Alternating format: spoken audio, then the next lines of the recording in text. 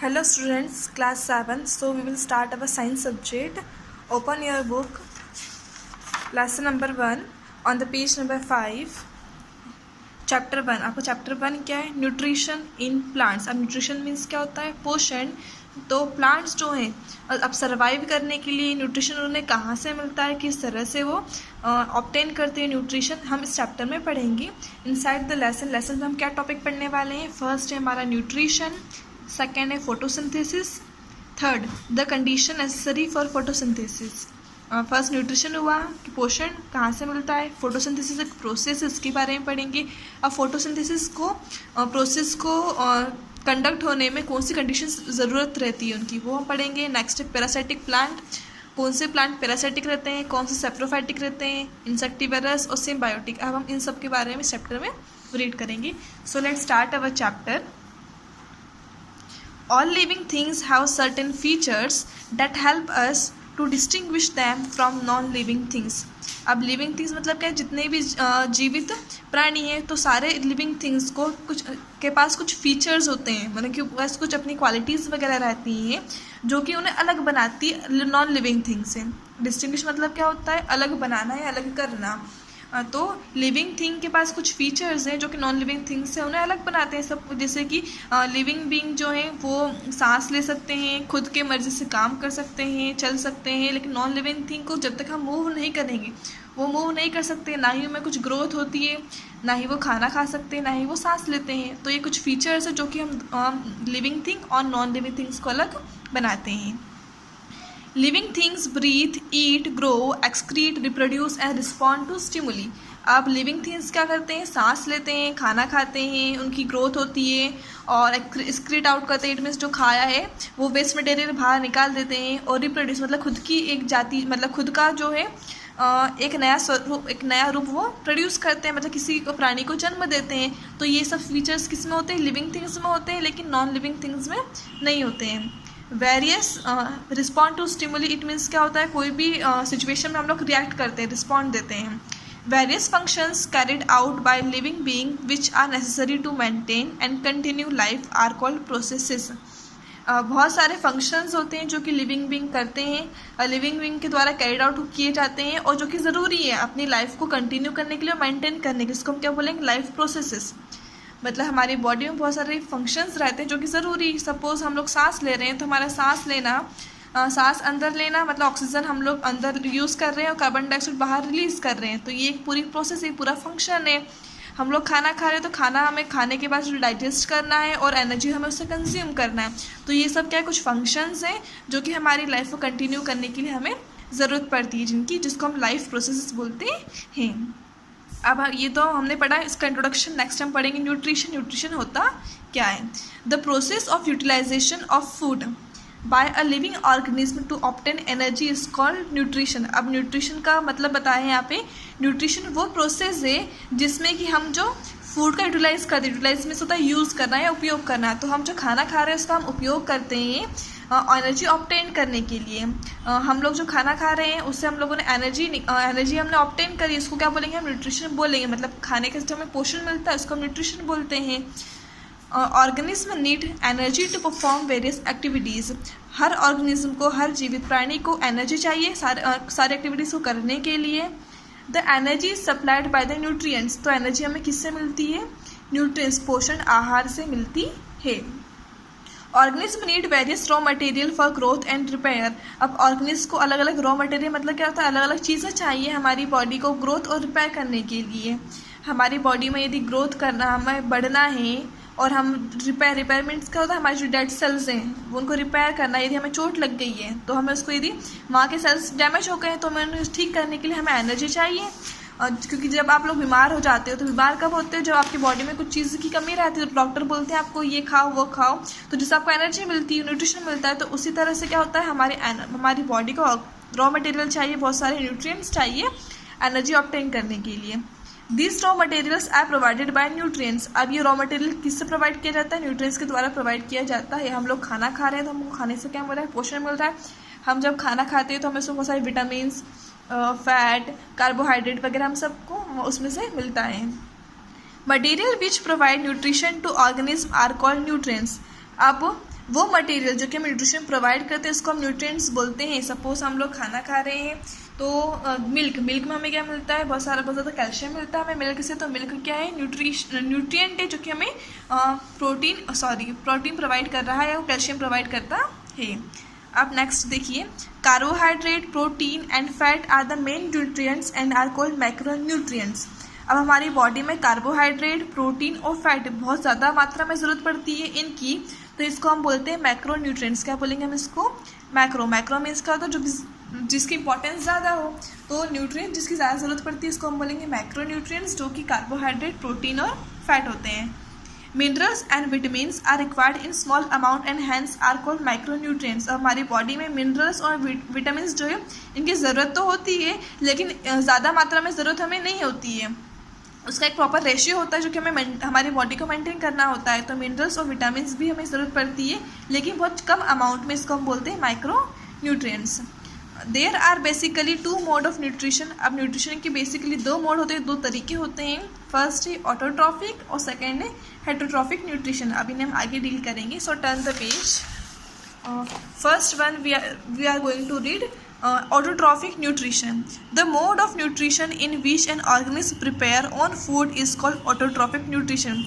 अब न्यूट्रिशन का वो मोड या वो टाइप जिसमें कि ऑर्गेनिज्म खुद का खाना खुद बनाता है उसको बोलते हैं ऑटोट्रॉफिक न्यूट्रिशन है। इसका मतलब ये नहीं कि हम लोग घर में खाना खुद बनाते हैं, किचन में सब्जी बनाते हैं, रोटी बनाते हैं, लेकिन ऑटोट्रॉफिक न्यूट्रिशन का मतलब ये है कि जब प्लांट्स जो है वो किसी और से कुछ चीज़ें लेते नहीं हैं, वो अपना खाना खुद बनाते हैं। जब पेड़ पौधे में फ्रूट्स आते हैं तो वो किसी और से फ्रूट्स लेकर आते हैं क्या, नहीं, वो खुद बनाते हैं। इसको हम क्या बोलेंगे, ऑटोट्रॉफिक न्यूट्रिशन।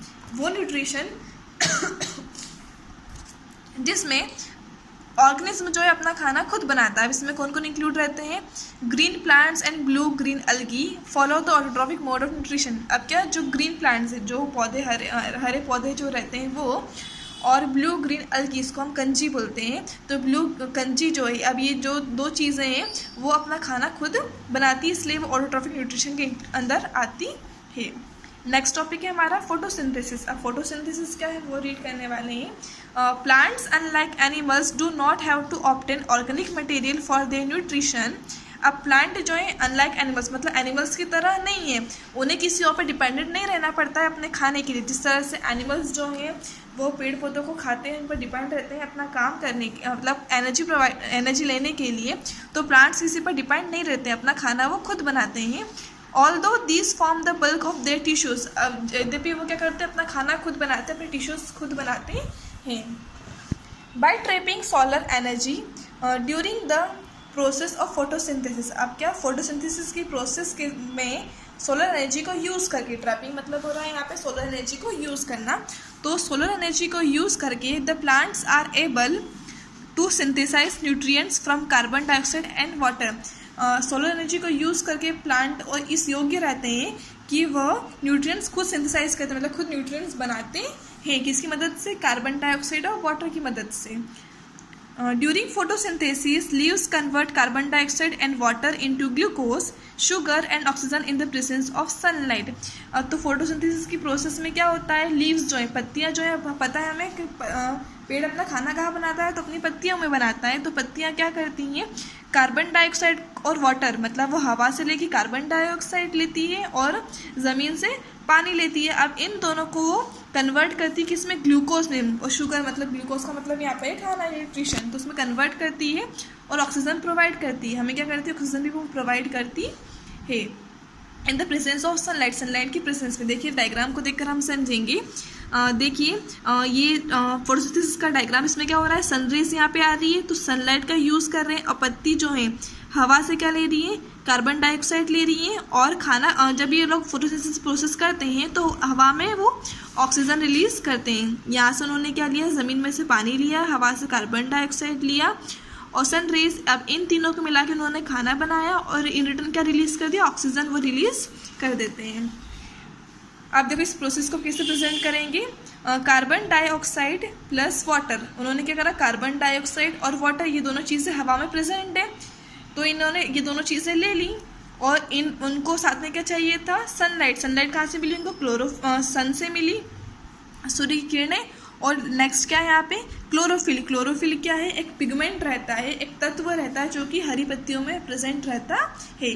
तो इन सब को यूज़ करके उन्होंने क्या करा, खाना बनाया, ग्लूकोज बनाया और साथ में ऑक्सीजन रिलीज कर देते हैं हवा में। इसलिए हम बोलते हैं ना, यदि हमें वातावरण को शुद्ध रखना है तो ज़्यादा से ज़्यादा पेड़ उगाना चाहिए, क्योंकि ज़्यादा पेड़ हम उगाएंगे तो ज़्यादा ऑक्सीजन भी क्या होगा, रिलीज होगा। और ऑक्सीजन क्या करते हैं, इंसान जो है ऑक्सीजन लेते हैं और कार्बन डाइऑक्साइड छोड़ते हैं, उसी तरह से प्लांट जो है कार्बन डाइऑक्साइड लेते हैं, ऑक्सीजन वो छोड़ते हैं। The oxygen produced during this process is released into the atmosphere while the sugar is converted into starch and stored in the plant। अब ऑक्सीजन जो है जो प्रोड्यूस हो रहा है उस प्रोसेस में वो एटमॉस्फेयर में, हमारे जो एटमॉस्फेयर में रिलीज़ कर देते हैं, और शुगर जो है वो स्टार्च के रूप में, ग्लूकोज के रूप में प्लांट में स्टोर रहता है और यूज़ किया रहता है। अब स्टार्च क्या है, तो जब आप लोग आलू काटते हैं तो आलू में जब आलू को काटते हैं तो वाइट ऊपर से निकलता है, उसको हम स्टार्च बोलते हैं। तो इस तरह से क्या है, बहुत सारे लीव्स में और आलू में भी स्टार्च रहता है। तो वो क्या करते हैं, खाने को स्टोर करके रखते हैं प्लांट में और फिर वो फ्रूट में पकने लग जाता है। नेक्स्ट है the condition necessary for photosynthesis. हमने फोटोसिंथेसिस की प्रोसेस तो पढ़ ली है, लेकिन अब कौन कौन सी कंडीशन ज़रूरी होती है उसमें हमें ये रीड करेंगे हम इसमें। Green plants need certain condition for photosynthesis. अब देखिए ग्रीन प्लांट, सिर्फ ग्रीन प्लांट ही खाना बनाते हैं क्योंकि उनके अंदर ही क्लोरोफिल प्रेजेंट रहता है। तो ग्रीन प्लांट जो है उन्हें कुछ कंडीशंस चाहिए फोटोसिंथेसिस की प्रोसेस करने के लिए। If these conditions are not met photosynthesis can not take place. तो यदि कंडीशन हमें नहीं मिलेगी तो फोटोसिंथेसिस की प्रोसेस नहीं कर सकते। जिस तरह से आप लोग पढ़ाई करते हैं, तो यदि आपको स्कूल में एजुकेशन प्रोवाइड टीचर्स यदि नहीं पढ़ाएंगे तो आपको कुछ समझ में नहीं आएगा। तो उसी तरह से यदि ग्रीन प्लांट कुछ कंडीशंस उनके अंदर भी एप्लीकेबल रहती है, उनको ऊपर भी यदि उन्हें वो कंडीशंस नहीं मिलती हैं तो वो फोटोसिंथेसिस प्रोसेस नहीं कर पाते हैं। They are as follows. Of conditions क्या नीचे एक्सप्लेन करिए। The presence of carbon dioxide, मतलब कार्बन डाइऑक्साइड का होना, उसकी उपलब्धि भी बहुत ज़्यादा ज़रूरी होती, उसका उपलब्ध होना भी बहुत ज़्यादा ज़रूरी होता है। Green plants take in carbon dioxide from the air. Green plants जो है हवा से क्या लेता है, कार्बन डाइऑक्साइड CO2 ये गैस वो लेता है। कार्बन मतलब C और डाइऑक्साइड, डाई मतलब होता है दो, तो कार्बन का एक मतलब C और ये O2। Carbon dioxide enters the leaves through the tiny pores present on the lower surface of the leaves. अब कार्बन डाइऑक्साइड जो है लीव्स में कैसे एंटर करता है, तो उस लीव्स के नीचे वाले हिस्से में छोटे छोटे पोर्स रहते हैं, उसके थ्रू वो एंटर करता है। This tiny pores are called stomata. इन छोटे छोटे पोर्स को क्या बोलते हैं, स्टोमेटा बोलते हैं। And are surrounded by guard cells which regulate their opening and closing. और वो जो है स्टोमेटा जो है उसके आसपास गार्ड सेल्स रहते हैं जो कि उसको ओपन और क्लोज होने में हेल्प करता है। देखिए यहाँ पे एक डायग्राम दिया है, ये स्टोमेटा का स्ट्रक्चर है। लीव्स देखिए, जो लीव्स है, लीव्स का जो नीचे वाला हिस्सा रहता है उसमें ये प्रेजेंट रहता है। ये पूरा क्लोरोफिल है, मतलब क्लोरोफिल जो ग्रीन पिगमेंट है, इसके अंदर जो छोटे छोटे आपको ये दिख रहे हैं ये क्या है, स्टोमेटा है। अब ये स्टोमेटा क्या करते हैं, कार्बन डाइऑक्साइड को अंदर लेने का काम करते हैं। और देखिए यहाँ पे डायग्राम ड्रॉ है कि ये स्टोमेटा क्लोज्ड है, मतलब ये जब बंद रहता है और जब ये ओपन हो जाता है, मतलब ओपन होकर क्या करता है, ये अंदर अपने अंदर कार्बन डाइऑक्साइड ले लेता है। जिस तरह से हम गेट खोल के स्कूल के अंदर क्या रूम के अंदर एंटर करते हैं ना, उसी तरह से स्टोमेटा क्लोज रहता है और ये जब ओपन होता है इस तरह से, तो ये अपने अंदर कार्बन डाइऑक्साइड ले लेता है। तो ये बहुत छोटी छोटी मात्रा में प्रेजेंट रहते हैं पत्तियों में। हम लोग खुली आंखों से इसको नहीं देख सकते। यदि हमें इसको देखना है तो हमें कुछ केमिकल्स का यूज़ करना पड़ेगा उस पर लगाने के लिए, और माइक्रोस्कोप से यदि हम देखेंगे तो हमें ये स्टोमेटा और क्लोरोफिल हमें जो है वो दिखाई देगा पत्तियों के अंदर। नेक्स्ट है द प्रेजेंस ऑफ क्लोरोफिल।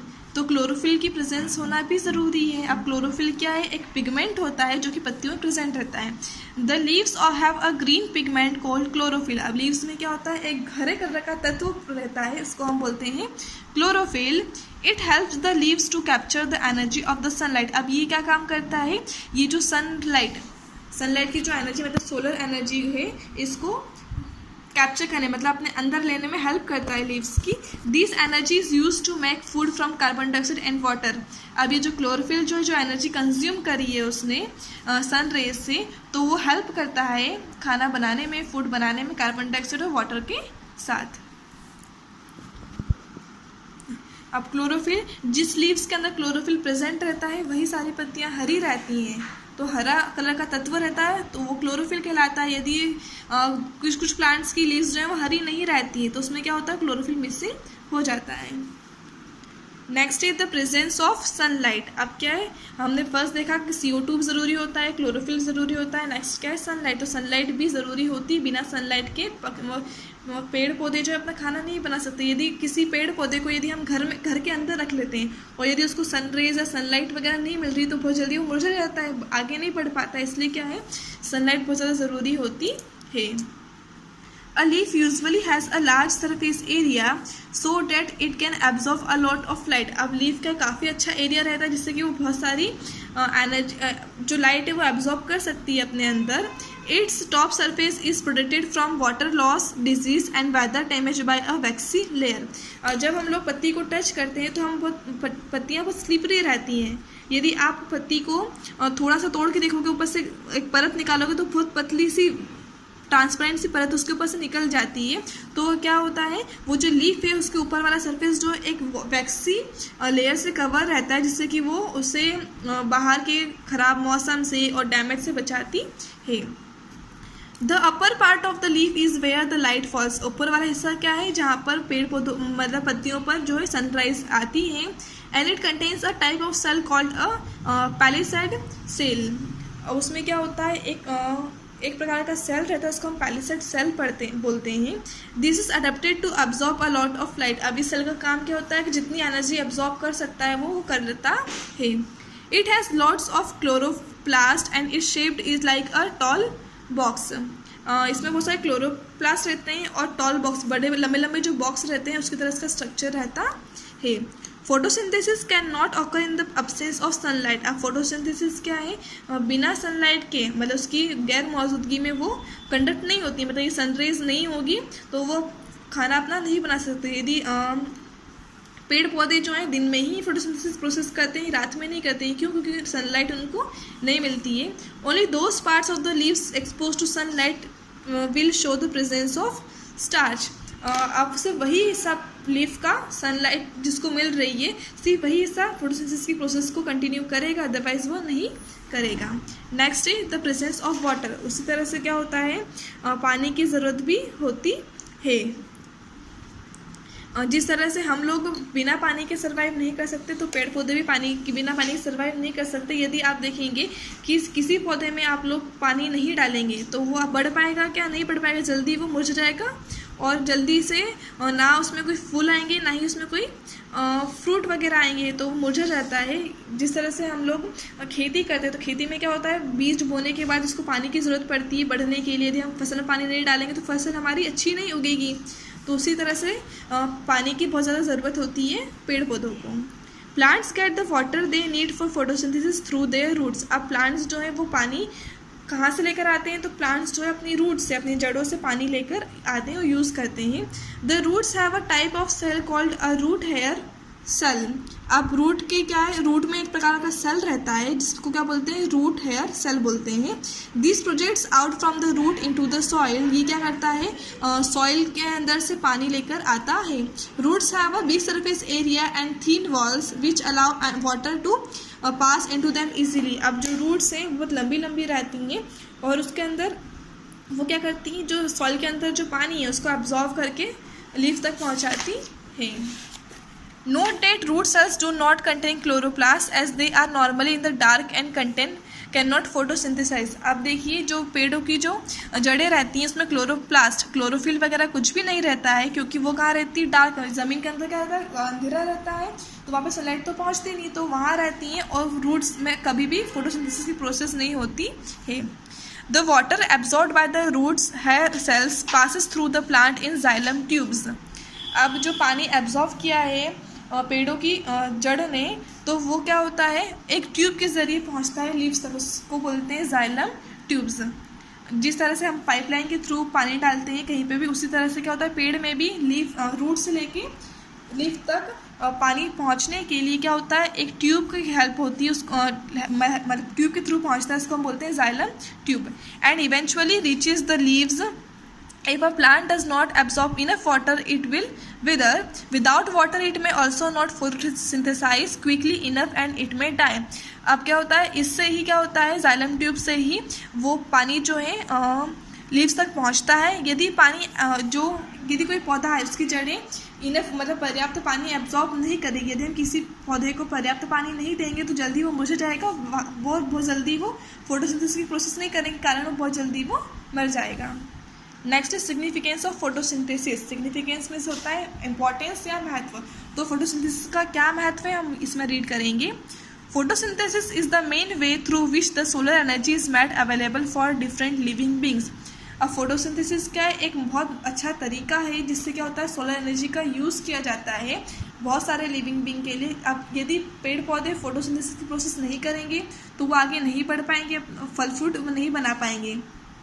और हम लोग किस पे डिपेंड है, प्लांट्स पर डिपेंड है अपने खाने के लिए। तो क्या होता है, यदि हम लोग फोटोसिंथेसिस की प्रोसेस नहीं होती तो हमें भी खाना नहीं मिलता। Green plants are the main producers of the food in this ecosystem. अब ग्रीन प्लांट्स क्या है, वही मेन प्रोड्यूसर है जो कि अपना खाना खुद बनाते हैं इस पूरे पर्यावरण में। ऑल अदर ऑर्गेनिज्म डायरेक्टली और indirectly depend on green plants for food. अब सारे ऑर्गेनिज्म डायरेक्टली और इनडायरेक्टली डिपेंड है किस पर, ग्रीन प्लांट्स। अब डायरेक्टली कैसे डिपेंड है कि हम लोग इंसान जो है इंसान है और कुछ एनिमल्स जो हैं वो डायरेक्टली किसको खाते हैं, पेड़ पौधों को खाकर जिंदा रहते हैं। जैसे कि हम बात करें बफेलो की, काऊ की, सब क्या करते हैं, पेड़ पौधों को खाकर जिंदा रहते हैं। तो डायरेक्टली डिपेंडेंट है। और इनडायरेक्टली कैसे डिपेंडेंट है कि जो शेर वगैरह है वो किसे खाता है, दूसरे जानवरों को खाता है। दूसरे जानवर क्या खाते हैं, पेड़ पौधे खाते हैं। तो ये दूसरे जानवर ही जिंदा नहीं रहेंगे तो दूसरे वो जो इनडायरेक्टली जो डिपेंडेंट है शेर वगैरह भी जिंदा नहीं रह पाएंगे। तो इस तरह से क्या ग्रीन प्लांट पे हम डायरेक्टली और इनडायरेक्टली दोनों तरीके से डिपेंडेंट हैं। The process of photosynthesis also help in maintaining the balance of carbon dioxide and oxygen in the air. और फोटोसिंथेसिस क्या है, ये प्रोसेस हेल्प करती है इन्वायरमेंट में कार्बन डाइऑक्साइड और ऑक्सीजन इन दोनों का बैलेंस बनाने के लिए, क्योंकि इंसान क्या करता है, हमेशा ऑक्सीजन ही यूज़ करता है और कार्बन डाइऑक्साइड को रिलीज़ करता है। यदि यही ऐसा ही चलता रहा तो कार्बन डाइऑक्साइड की मात्रा बहुत ज़्यादा हो जाएगी इन्वायरमेंट में। तो काफ़ी ज़्यादा जो है मात्रा में कार्बन डाइऑक्साइड रिलीज़ होता है। कार्बन डाइऑक्साइड रिलीज़ होता है तो क्या होता है, एनवायरनमेंट में जो है कार्बन डाइऑक्साइड ऑक्सीजन का बैलेंस बिगड़ जाता है। यदि इंसान जो है सिर्फ ऑक्सीजन लेगा और कार्बन डाइऑक्साइड रिलीज़ करेगा तो क्या होगा, एनवायरनमेंट में कार्बन डाइऑक्साइड बहुत ज़्यादा हो जाएगा, ऑक्सीजन की मात्रा कम हो जाएगी। तो और प्लांट पेड़ पौधे क्या करते हैं, जब दिन में फोटोसिंथेसिस की प्रोसेस कंडक्ट करते हैं वो कार्बन डाइऑक्साइड लेते हैं, ऑक्सीजन रिलीज़ करते हैं। तो इस तरह से क्या होता है, प्रॉपर बैलेंस बना रहता है इन्वायरमेंट में कार्बन डाइऑक्साइड का और ऑक्सीजन का। तो इस तरह से फोटोसिंथेसिस जो है वो काफ़ी ज़्यादा इम्पॉर्टेंट है हमारे इन्वायरमेंट के लिए, क्योंकि हमें खाना भी प्रोवाइड करती है डायरेक्टली और इनडायरेक्टली, और क्या करती है, हमारे इन्वायरमेंट में ऑक्सीजन और कार्बन डाइऑक्साइड का बैलेंस बनाकर रखती है।